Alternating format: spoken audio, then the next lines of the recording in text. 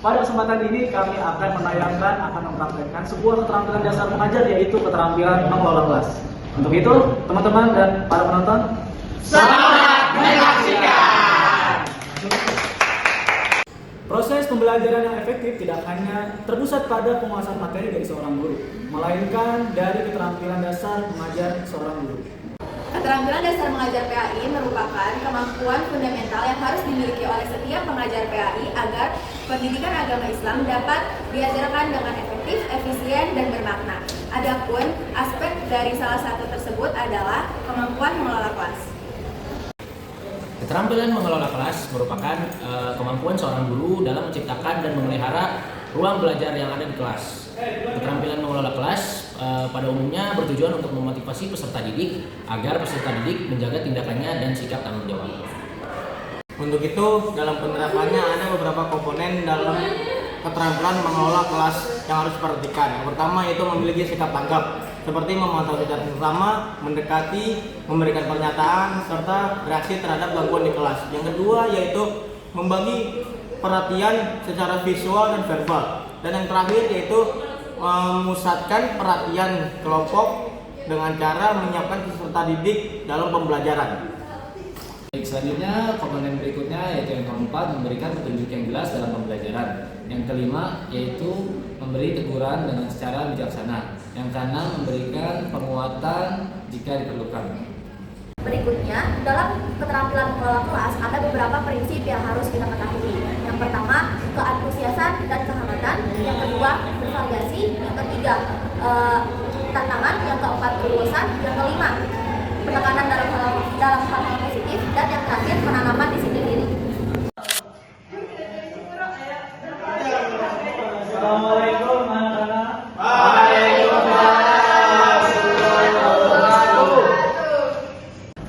Ini kalau lihat-lihat kayaknya posisi duduk kalian, tempat duduk kalian masih boleh dong dirapiin dulu kalau minta. Baik, sudah rapi. Selamat pagi anak-anak. Pagi. Gimana nih kabarnya kalian? Sehat. Tapi kayaknya jawabnya masih pada teman-teman gitu ya. Sarapan udah makan belum nih? Belum makan tapi tetap semangat kita. Dan supaya makin semangat, Bapak mau tes jargon, tes ngomong. Masih ingat minggu lalu? Masih. Oke, kita ngomong lagi. Ya. Nanti Raffi ikut yang lain. Karena minggu lalu Raffi gak masuk ya. Oke. Siap. Anak-anak semua apa kabar? Baik. Anak-anak semua apa kabar? Baik. Kalau semua baik dan sudah siap, mari kita mulai bersama-sama. Siap. Semangat. Allahu Akbar. Karena sudah pada semangat semua, Bapak minta dong satu orang dari kalian ketua kelas. Kami mau boleh dipimpin doa terlebih dahulu. Oke, untuk mempersingkat waktu, mari kita mulai pembelajaran hari ini dengan membaca doa. Doa dimulai.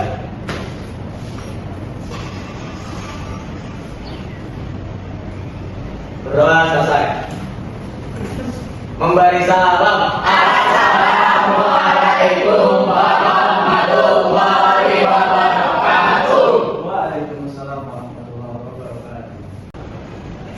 Baik, sebelum kita mulai pembelajaran hari ini, Bapak minta untuk semua anak-anak harap selama dalam proses pembelajaran kita hari ini tidak ada yang ngobrol, tidak ada yang sibuk sendiri, alat elektroniknya, HP-nya harus diamankan, dan tidak ada yang melakukan hal yang tidak bermanfaat lainnya. Karena sebagaimana Rasulullah SAW, ini muslim Islam dimati, saat hukum melayani. Di antara tanda baik seorang Islam, seorang Muslim adalah tidak melakukan hal-hal yang tidak bermanfaat bagi mereka. Karena itu selama proses pembelajaran, Bapak minta tambahin dan perhatikan apa yang Bapak sampaikan selama proses pembelajaran. Oke, sudah siap semuanya? Oke. Ya, pertemuan minggu lalu kita sudah membahas tentang rukun iman, tentang keimanan. Kira-kira ada yang masih ingat apa itu iman? Ya. Oke, silakan. Iman itu percaya dan yakin, Pak. Bagaimana kita mengucapkan menggunakan lisan kita, meyakini dalam hati kita, dan melakukan dalam perbuatan kita sebagai wujud iman kita, Pak. Luar biasa. Tadi si Bodan bilang kita harus melakukan sebagai wujud kita beriman. Kira-kira apa? Ada yang saya contoh? Oke, silakan lagi. Sholat Pak, ibadah. Sholat, Ya. boleh. Ada lagi yang lain? Haji Pak, haji. Ngaji, bisa. Terus ada lagi? Berzikir Pak. Berzikir, ya. Semuanya contoh-contoh yang kalian sebutkan itu termasuk wujud kita beriman, meyakini, percaya pada Allah Subhanahu wa Ta'ala. Baik, kita masuk materi pembelajaran hari ini, yaitu tentang dibuka bukunya halaman 33 tentang cabang iman. Oke. Baik, selanjutnya Bapak akan absen satu persatu. Yang hadir jawab, hadir, yang hadir kasih keterangan. Hamid Fauzi. Hadir Pak. Habibie Ramadan. Hadir Pak. Akila Tyson. Hadir. Muhammad Rafi Purna. Hadir. Hansa Ismi. Hadir. Rizky Faudan. Hadir Pak. Rifa Siva. Hadir Pak. Muhammad Ismail Halilullah. Izin Pak. Coba sambut Pak Pak. Oke. Baik, berarti satu orang doang yang hadir kita masuk. Ya, baik. Baik, hari ini kita masuk ke materi tentang bentuk beriman, yaitu memenuhi janji, terus memelihara lisan, mensyukuri nikmat dan menutupi aib dari orang lain, menutupi aib orang lain. Baik, di situ kalian bisa lihat di buku itu dikatakan bahwa iman itu memiliki 63 cabang.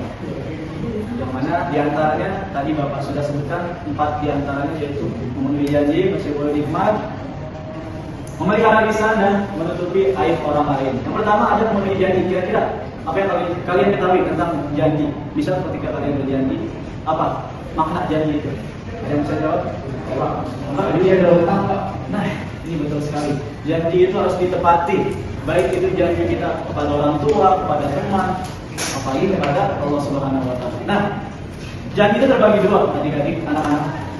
Janji kepada Allah Subhanahu wa Ta'ala dan janji kita kepada sesama manusia. Janji kepada Allah apa contohnya? Setiap hari sering kita langsungkan, setiap sholat kita. Kulina sholati, wa nusuki, wa mahyaya, wa mamati lillahi rabbil alamin. Sungguhnya sholatku, ibadahku, hidupku, matiku hanya untuk Allah. Itu juga merupakan salah satu bentuk janji kita kepada Allah. Maka sebagai bentuk implementasinya adalah kita melaksanakan sholat dan melakukan ibadah kebaikan lainnya. Lalu yang kedua ada tentang menjaga lisan, memelihara lisan. Kenapa lisan harus dipelihara, harus dijaga? Yang bisa jawab?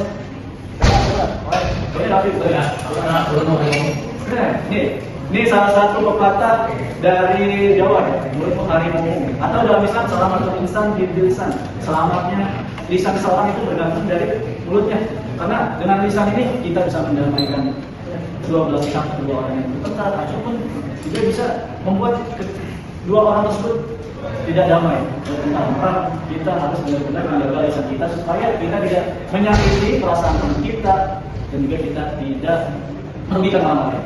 Lalu yang ketiga ada apa tadi? Memenuhi janji sudah, menjaga lisan sudah. Yang ketiga mensyukuri nikmat. Mensyukuri nikmat itu cabang yang ketiga. Setiap hari kita dikasih kehidupan oleh Allah Subhanahu wa Ta'ala.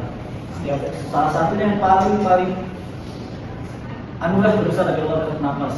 Setiap hari kita bisa menghirup nafas juga tanpa kita bayar, tanpa kita mengeluarkan uang sebesar pun. Gimana kondisinya ketika ada orang yang sakit di rumah sakit, mereka membeli oksigen harus membayar. Kita dikasih oksigen gratis sama Allah.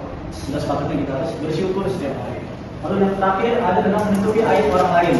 Kenapa aib harus ditutupi? Ada yang tahu? Apa sih aib itu? Aib itu apa sih? Oke, boleh cerita. Aib itu keburukan orang lain yang disembunyikan. Nah, ya aib itu bisa dibilang cacat dari sesuatu. Artinya ketika orang lain punya aib, misalnya Rifa dan Akila bersahabatan. Terus Rifa tahu nih jeleknya Akila, maka ketika Rifa berbaur dengan yang lain, maka tidak boleh disebarluaskan karena itu merupakan salah satu keburukan yang harus kita hindari. Oke, seperti itu. Baik, selanjutnya karena sudah Bapak terangkan materi hari ini dan kalian juga sudah membaca sekilas tentang materi kita hari ini, yaitu bentuk beriman. Ada apa saja? Ada apa saja tadi? 4 bentuk beriman? Berjanji, Menjaga lisan, menjaga lisan, bersyukur, baik. Oke. Sekarang kita masuk ke sesi penugasan. Nah, di sini ada berapa orang? 1, 2, 3, 4, 5, 6, 7. Karena ada hanya 7 orang, Bapak minta bentuk 2 kelompok. Boleh Akila, Habibi, dan Fauzan bergabung. Terus Amin, sisanya Amin, Hansa, Rafi, dan Rifa. Oke, ya.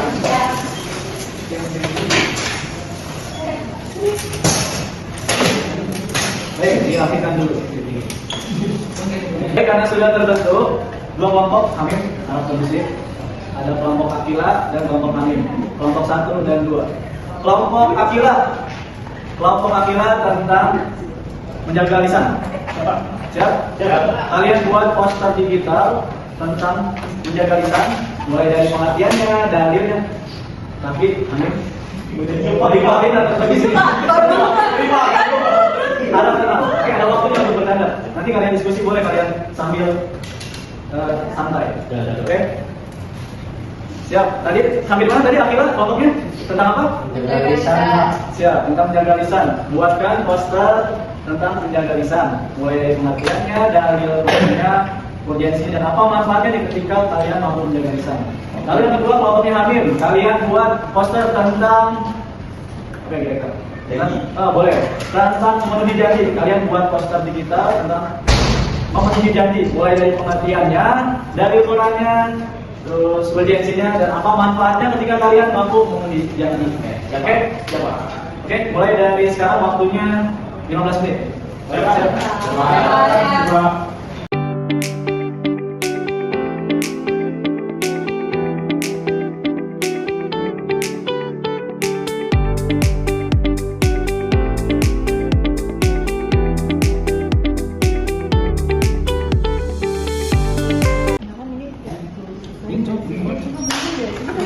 Pak, mau nanya dong Pak. Boleh silakan. Ada kendala? Itu Pak, berisik Pak. Kalian nih. Amin, Rafi, teman-teman. Tolong perhatikan dulu nih. Harganya dong, temannya lagi. Sokong Pak. Nanti yang gagal jangan tanya. Oke, harap tenang dulu. Tahu, musik. Ayo lanjutkan, Habibi. Saya mau nanya Pak, gimana kalau kita berbohong dalam sebuah kebaikan? Apakah diperbolehkan seperti itu Pak? Baik, pertanyaan yang bagus sekali. Tadi kira-kira apa pertanyaannya? Ada yang bisa dengar nggak tadi? Hamil, dengar nggak? Ini Pak, kalau sekiranya apa? Boleh nggak orang berbohong demi kebaikan? Oke, berarti jadi pertanyaan dari Habibi sangat bagus sekali. Gimana kita berbohong untuk kebaikan? Dalam kondisi tertentu memang ada kalanya berbohong diperbolehkan.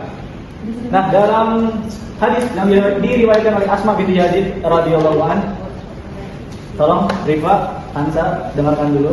Oke, nanti Bapak tanya nih. Kalau nggak tahu, push up. Push up. Dengerin. Oke, nanti Bapak tanya nih. Setelah Bapak jawab.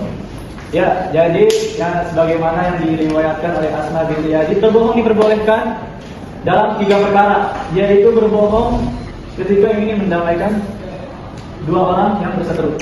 Kedua, berbohong untuk istrinya, untuk pasangannya. Dan ketiga, berbohong dalam kondisi perang. Artinya apa? Berbohong dalam, pertama, berbohong untuk mendamaikan 2 orang yang sedang berseteru, sedang berkelahi, atau untuk mendamaikan keduanya. Contohnya saja, misal ketika Hamim sama Rafi sedang bertengkar gitu. Dan Hamim bertanya ke Habibi, tadi Rafi ceritain aku tentang gue. Dia ceritain aku tentang saya, keburukan saya.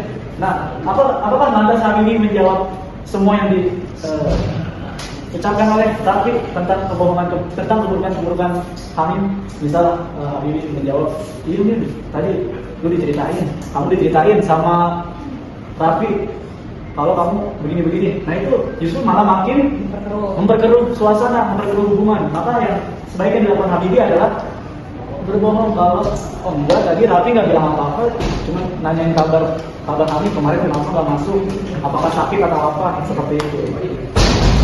Itu kurang lebih seperti itu Habibi. Apakah dapat dipahami? Oke, makasih Pak. Paham Pak? Siap. Baik, tadi sudah dari pertanyaan kelompok Akila tentang berbohong demi kebaikan.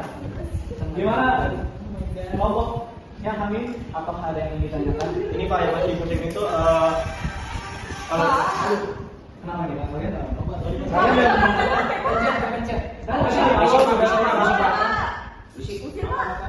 Sekali lagi, beneran nih. Sekali lagi saya tahu kalian buat bullshit. Enggak manusia. Baik Pak. Oke, lanjut. Ini Pak yang masih kita bingungin itu kalau orang berjanji itu pakai alibi kata insya Allah Pak. Nah itu apakah boleh dan juga apakah itu bisa dikatakan ubah karena insya Allah itu kan masih 99% Pak, belum 100%. Nah itu gimana Pak? Ini nih fenomena yang sering terjadi di sekitar kita ketika kita hendak berjanji atau semisal Rifa mau undang Hansa besok datang ya ke tempat saya acara ulang tahun saya. Terus Hansa bilang, iya insya Allah Rifa besok saya datang. Nah tahu-tahu besokannya Hansa nggak datang. Apakah itu termasuk ingkar janji yang disebutkan oleh Hamim tadi? Ada kata-kata insya Allah berarti dia boleh untuk mengingkari janjinya. Ini kekeliruan, bentuk kekeliruan yang sering terjadi di sekitar kita. Insya Allah itu maknanya apa sih? Atas kehendak Allah, jika Allah mengizinkan. Itu artinya ketika kita mengucapkan insya Allah itu janji kita artinya 99% pasti kita penuhi. Bukan malah sebaliknya. 99% kemungkinan akan kita ingkari. Tapi 99% kita penuhi. Artinya ketika pun kita tidak datang itu hubungan kita dengan Allah, apakah itu ada uzur, bencana yang telah menimpa kita, maka insya Allah di sini bermakna pasti tidak boleh diingkari, tidak boleh tidak dipenuhi. Seperti itu Pak. Apakah itu tadi? Baik Pak, berarti nggak mubah dong Pak? Ya. Juga harus pasti dilaksanakan. Oke, siap. Makasih Terima Pak. kasih, Pak. Makasih Pak. Oke, silakan dilanjutkan lagi. Waktunya tersisa 1 menit lagi. Ayo. Kelompok 1 akan menjelaskan tentang menjaga lisan. Menjaga lisan artinya mengendalikan ucapan agar selalu baik, benar, dan bermanfaat. Nah di sini hadisnya kita berpegang tentang artinya sesungguhnya seseorang hamba mengucapkan kalimat tanpa dipikir terlebih dahulu dan karenanya dia terjatuh ke dalam neraka sejauh antara timur dan barat. Hadis riwayat Muslim nomor 2988. Oke, sebenarnya kita di sini buat 2 poster ya karena kita terlalu rajin ya. Jadi mungkin buat slide. Oke, di sini ada poster kami yang kedua. Poster kami kedua ini berisi manfaat dan akibat. Di mana manfaat itu adalah menghindari dosa dan fitnah, kemudian membangun hubungan baik dengan sesama, kemudian meningkatkan kualitas ibadah dan terakhir mengembangkan kepribadian yang mulia. Oke, beri tepuk tangan untuk kelompok 1. Ya, selanjutnya kita akan menyaksikan pemaparan dari kelompok 2. Pada kelompok 2, silakan maju. Yang dulu ya. Kelompok 2. Oke, guys. Kelompok 2 turun gas. Oke, di sini kita pada bagian memenuhi janji ada 4 orang ya kan.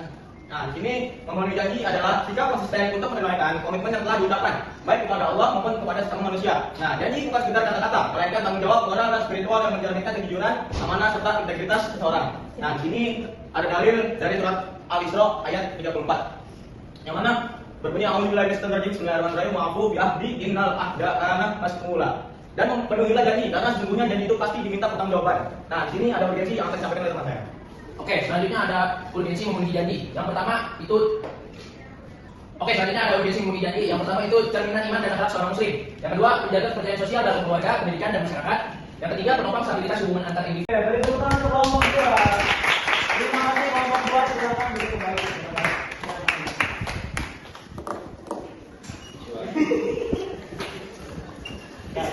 Baik, kedua kelompok sudah memaparkan hasil analisisnya. Sebelumnya saya mengucapkan terima kasih banyak atas pemaparan yang telah kalian sampaikan. Dan sekarang saya akan memberi masukan kepada kedua kelompok yang telah memaparkan hasil presentasinya. Dari kelompok 1 tentang apa tadi? Menjaga lisan.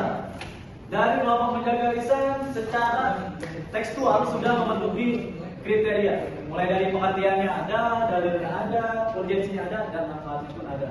Dan dari sesi pemaparannya retorikanya juga sudah bagus, tetapi ada kurangnya, yaitu kalian tergesa-gesa, terlihat tergesa-gesa. Seharusnya rileks, nggak bisa terburu-buru dalam menyampaikan hasil diskusi, dan juga ya selebihnya sudah bagus.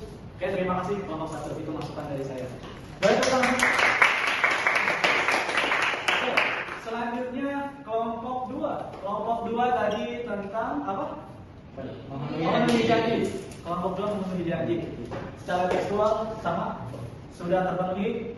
pengertian dalil perjanjian tidak manfaatnya, dan juga secara kontekstualnya juga sudah dicontohkan tadi dari memenuhi janji, contoh di kehidupan nyatanya apa saja dan sudah terpenuhi semuanya. Namun ada yang kurang, yaitu kurang pada bagian dalilnya. Dalil hadisnya tidak dilengkapi, hanya dari Al-Quran. Untuk kedepannya bisa diperbaiki lagi. Oke, itu dia masukan dari saya. Boleh tepuk tangan untuk Allah. Ya, dengan ini berakhirlah sesi atau pembahasan materi kita hari ini. Maka dari itu, Bapak ingin menyimpulkan pembelajaran kita hari ini tentang apa? Secara umum, Iman. tentang iman. Bentuk kita beriman, bentuk kita beriman itu harus apa? Tadi sudah kalian presentasikan, praktekan, mulai dari memenuhi janji, menjaga lisan, menutup aib orang lain, dan bersyukur nikmat, bersyukur. Nah, itu dia hal penting wujud kita beriman, anak-anak. Karena dengan begitu semakin lengkaplah keimanan kita, semakin kuatlah keimanan kita. Karena tanpa adanya praktik ataupun wujud nyata kita beriman, itu akan sia-sia saja. Baik, itu dia. Demikian pembelajaran kita hari ini. Kurang lebihnya, mohon maaf. Assalamualaikum warahmatullahi wabarakatuh. Waalaikumsalam warahmatullahi wabarakatuh. Terima kasih, Pak. Mari Pak. Boleh dirapikan dulu tempat duduk. Baik, sebelum pulang Bapak minta kalian merapikan tempat duduknya seperti semula. Boleh dirapikan? Ya Pak. Ini kalau pulang terus pulang.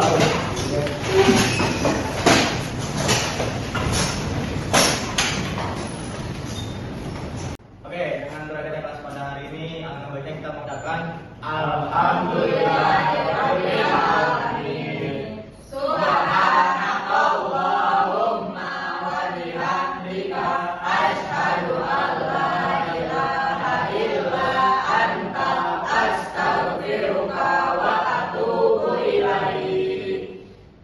memberi salam.